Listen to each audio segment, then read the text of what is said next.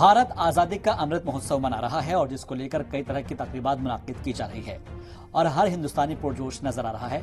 और ये जोश तब और भी ज्यादा बढ़ जाता है जब हम अपना राष्ट्रगान गाते हैं। लेकिन क्या आप ये जानते हैं कि भारत के राष्ट्रगान की रचना करने वाले रविंद्रनाथ टैगोर ने 3 मुल्कों को राष्ट्रगान दिया है। जी हाँ, टैगोर की रचनाएं 2 मुल्कों की राष्ट्रगान बनी है। जनगण मन भारत का राष्ट्रगान बना, तो वहीं दूसरी तरफ बांग्लादेश का राष्ट्रगान अमार सोनार बांग्ला भी उन्हीं की रचना है। जबकि श्रीलंका का जो नेशनल एंथम है श्रीलंका मथा, वो भी टैगोर की रचना से ही प्रेरित है।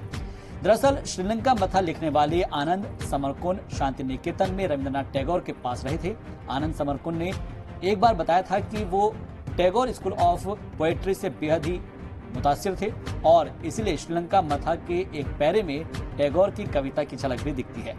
दरअसल बचपन से ही टैगोर की दिलचस्पी कविता, कहानी और गीत वगैरह लिखने में हुआ करती थी। लिहाजा गुरुदेव टैगोर ने 8 साल की उम्र में ही पहली कविता लिख डाली और जब 16 साल के हुए तो कहानी भी लिख दी। गुरुदेव टैगोर को उनके सबसे लोकप्रिय रचना गीतांजलि के लिए 1913 में नोबेल पुरस्कार से सम्मानित किया गया था। उन्हें नाइटहुड की उपाधि भी मिली थी और जिसे उन्होंने 1919 के जलियांवाला बाग हत्याकांड के बाद लौटा दिया था।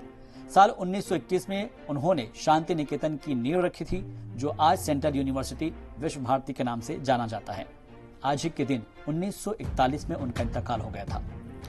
भले ही टैगोर आज हमारे बीच नहीं है, लेकिन उनकी रचनाएं, उनके गीत और नजरियात के जरिए वो आज भी हमारे दरमियान मौजूद है। ये वीडियो आप देख रहे हैं जी सलाम के डिजिटल प्लेटफॉर्म पर शहबाज के साथ। ऐसी ही और जानकारी वाली वीडियोस के लिए जुड़े रहिए जी मीडिया के साथ।